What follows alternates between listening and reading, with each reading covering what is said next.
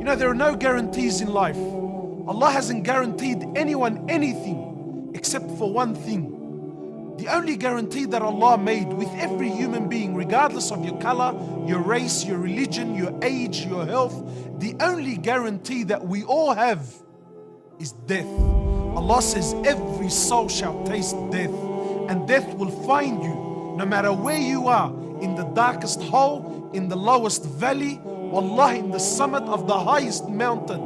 Death will come to you, and it will come as a shock. It will come unannounced. You know, Ali bin Abi Talib radiallahu ta'ala anhu, he says people are asleep. We're asleep, my brothers. Trust me, you and I, we think we're living because we're chasing our dreams and our whims and our desires and our ambitions. But Ali says, he says people are asleep, and when they die, they wake up. But only when we wake up, it's too late, bro. Because there ain't no coming back.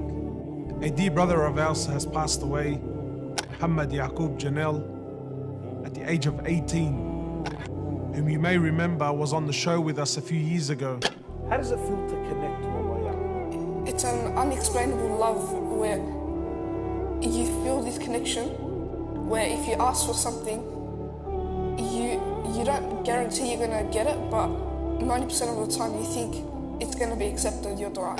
At the age of 18, and there was nothing wrong with him. He was perfectly healthy, not a worry, not a care in the world, his whole life ahead of him.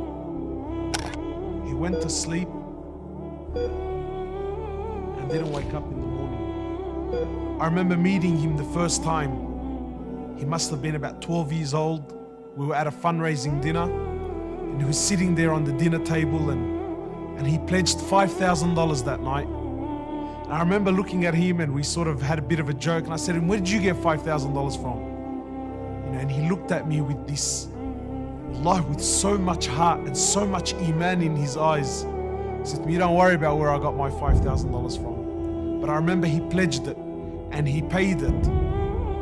And I got the news when I was in Mina tents. We were doing Hajj, and I was in Mina tents, and the news came to me that Muhammad had passed away. Wallah, and I remember the bitter feeling that I got, the bitterness. I was so upset, not just upset, but I was so bothered that such is this world that you can never enjoy anything fully, because the reality of death is always there. And the Prophet ﷺ, he says, increase much the remembrance of death, for verily it is the destroyer of all desires.